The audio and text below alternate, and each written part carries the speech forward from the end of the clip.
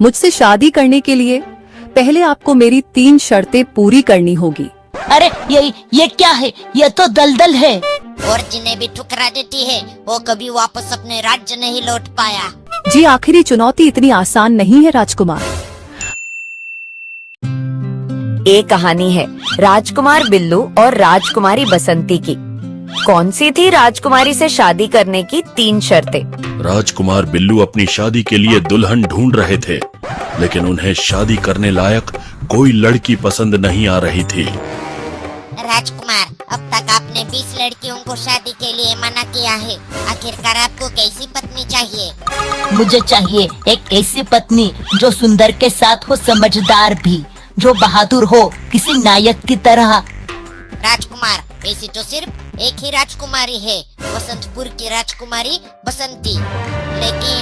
लेकिन क्या मंत्री जी? आपकी तरह उन्होंने भी बहुत सारे विवाह के प्रस्ताव ठुकराए हैं, और जिन्हें भी ठुकरा देती है वो कभी वापस अपने राज्य नहीं लौट पाया।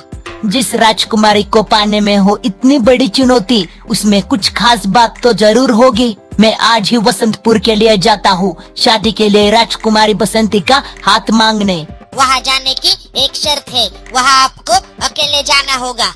ठीक है, मैं जा रहा हूँ।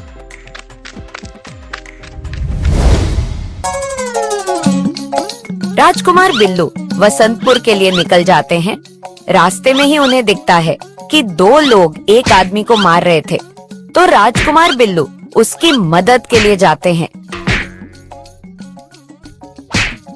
रुको, तुम लोग क्यों उसे मार रहे हो? इसके सिर पर देखो, ये एक राक्षस है और ये हमारा गुलाम है। लो पैसे, आज से ये गुलाम आजाद है। अरे वाह, इतना सारा पैसा, चलो यहाँ से। आपका बहुत बहुत शुक्रिया राजकुमार, आपने मेरी मदद की। तुम कौन हो? तुम्हारे सिर पर ये सिंह कैसे आए? मैं स्वर्ग का सिपाही हूँ। मैं वहाँ बहुत पागलपंती करता था, अपनी मनमानी करता था, किसी की भी बात नहीं मानता था। इसलिए मेरे गुरु ने मुझे श्राप दिया कि मैं जब तक किसी की मुसीबत में मदद नहीं करता तब तक मैं स्वर्ग में वापस नहीं जा सकता। क्या? हाँ, जैसे ही मेरा श्राप खत्म हो जाएगा मेरे सिंह गायब हो जाएंगे। तो तुमने अब तक किसी की मदद क्यों नहीं की? क्या करूं, जब भी मैं किसी की मदद करने जाता हूँ तो सब कुछ उलट पुलट हो जाता है। वो कैसे? एक बार मैंने एक महिला के पानी निकालने में मदद करनी चाहिए। मैंने पानी निकालकर मटकी अपने सिर पर रखी, तो क्या मेरे सिंगों की वजह से मटकी टूट गई और उस महिला ने मुझे दौड़ा कर मारा। वैसे आप कहाँ जा रहे हो? मैं वसंतपुर जा रहा हूँ राजकुमारी बसंती से मिलने। मैं शादी के लिए उनका हाथ मांगूंगा। सुना है उनका दिल जीतना बहुत मुश्किल है। तोहफा दीजिए, तोहफा। क्या तोहफा? मुझे तो उन्हें क्या पसंद है और क्या नहीं वो भी नहीं पता। मेरे साथ चलिए, पास ही एक गुलाब के फूल का पेड़ है। हाँ चलो।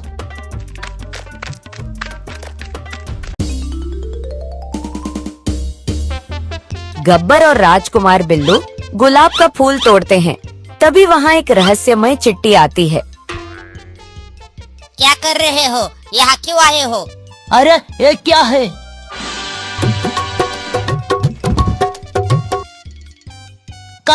काटा, इसने काटा, अब मैं भी इसे काटूंगा। अरे शांत हो जाओ गब्बर, शांत हो जाओ। हमें राजकुमारी के पास जाना है एक गुलाब का फूल लेके। क्या राजकुमारी बसंती के पास? पता नहीं क्या आज तक जो भी उससे शादी करने गया है वो अब तक वापस नहीं लौटा है। क्या? अरे शादी के लिए उनकी जो शर्तें हैं ना, उन्हें पूरा करना मुश्किल ही नहीं, नामुमकिन है। ऐसी कौन सी शर्त है?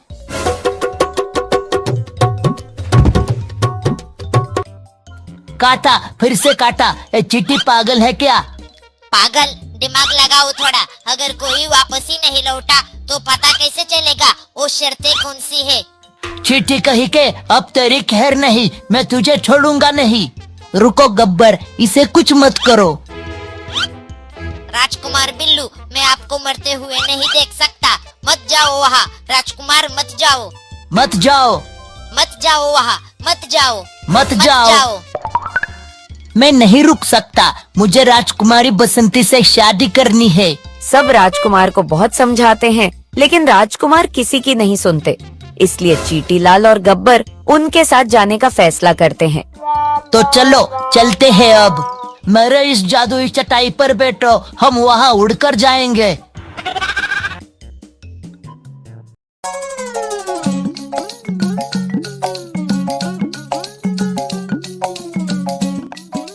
बिल्लू जल्द ही वसंतपुर पहुंच जाता है और राजकुमारी से मिलता है। एक गुलाब आपके लिए। गुलाब से राजकुमारी बसंती का दिल नहीं जीता जा सकता। मुझसे शादी करने के लिए पहले आपको मेरी 3 शर्तें पूरी करनी होगी, और अगर नहीं कर पाए तो आप जो चाहे सजा दे सकती है, मैं तैयार हूँ। हाँ, कहने से पहले एक बार शर्तें तो सुन लो। मैं किसी शर्त से नहीं डरता। बात सिर्फ शर्त की नहीं है, राजकुमार बिल्लू श्राप से मुक्त करने की है। श्राप? कैसा श्राप? जल्द ही आपको पता चल जाएगा राजकुमार। राजकुमारी बसंती राजकुमार बिल्लू को अपनी पहली शर्त पूरी करने के लिए ले जाती है। विवाह के बाद पति को पत्नी के अवगुण छोड़कर सिर्फ गुण ढूंढने चाहिए। इसलिए मेरी पहली शर्त में आप इन चावलों में से छोटे छोटे पत्थर के कण बिनकर इन्हें अलग करेंगे, पर एक काम आपको अगले आधे घंटे में खत्म करना है। क्या? इतनी जल्दी? इतना मुश्किल काम मैं अकेले कैसे पूरा करूँगा? ओए, किसने कहा आप अकेले हैं राजकुमार? हम हैं ना यहाँ। सिर्फ 30 मिनट है तुम्हारे पास। ये 30 मिनट तुम्हें जिंदगी भर याद रहेंगे।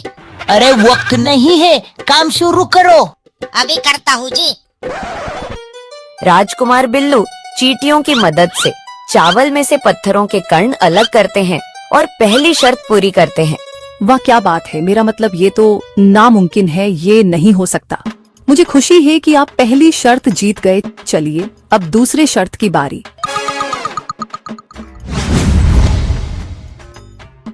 दोनों दूसरी शर्त की ओर जाते हैं, जहां बिल्लू को बहुत सारी मूर्तियां दिखती हैं। विवाह में जरूरी है कि सूरत से ज्यादा चरित्र देखा जाए, और चरित्र पहचानने के लिए तेज नजर होनी चाहिए। इन सब मूर्तियों में से बस एक असली औरत है। आपको दूर से ही देखकर उसे पहचानना है। एक काम तो चींटीलाल बड़े आराम से कर देगा।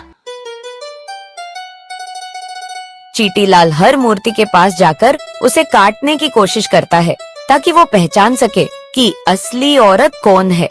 जैसे ही वो असली औरत को काटता है, वो अपनी पलकें झपकाती है और बिल्लू को पता चल जाता है कि असली औरत कौन है। आप कहाँ जा रहे हैं?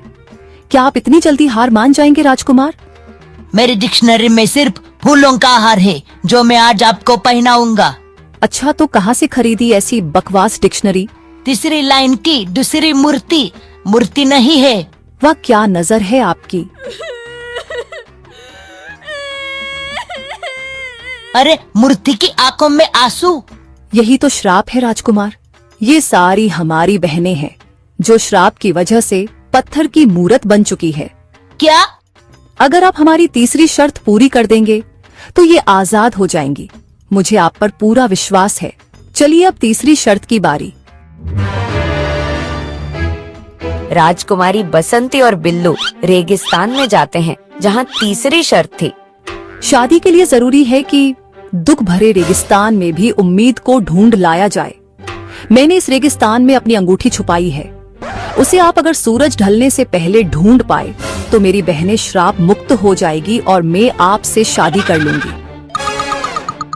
बिल्लू जैसे ही पीछे मुड़कर अंगूठी ढूंढने जाता है, तो वो दलदल में फंसने लगता है। अरे ये क्या है? ये तो दलदल है। जी, आखिरी चुनौती इतनी आसान नहीं है राजकुमार। हमारे भगवान श्री कृष्ण जी से प्रार्थना है कि आप ये चुनौती भी पार कर जाएं। राजकुमारी बसंती वहाँ से चली जाती है। तभी बिल्लू को याद आता है उसके पास गब्बर है। वो तुरंत उसे बुलाता है और गब्बर उसके सामने प्रकट हो जाता है। अब देखना मेरा कमाल। इस रस्सी को पकड़िए, मैं आपको बाहर निकालता हूँ।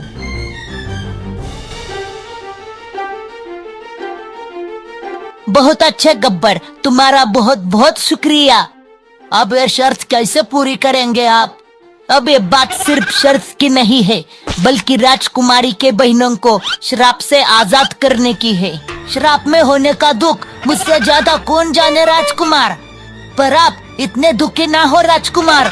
अरे दुख, हाँ दुख, यही तो कहा था उन्होंने कि शादी के लिए जरूरी है कि दुख भरे रेगिस्तान में भी उम्मीद को ढूंढ लाया जाए। मुझे पता चल गया अंगूठी कहाँ है। अंगूठी उस छोटे पेड़ के पास है। बिल्लू पेड़ के पास जाता है और अंगूठी ढूंढ लेता है। इस बड़े रेगिस्तान में इस पेड़ का उगना ही तो उम्मीद है। राजकुमारी चाहती थी मैं शर्त पूरी करूं, इसलिए उन्होंने मुझे ये संकेत दिया था। राजकुमारी बसंती की बहनें श्राप से आजाद हो जाती है। राजकुमारी बसंती और बिल्लू शादी करते हैं और गब्बर ने राजकुमार बिल्लू की मदद की, इससे वो भी श्राप से आजाद हो जाता है। आजाद हूँ, मैं चला अब। यह गब्बर किसी का बाप से नहीं डरता।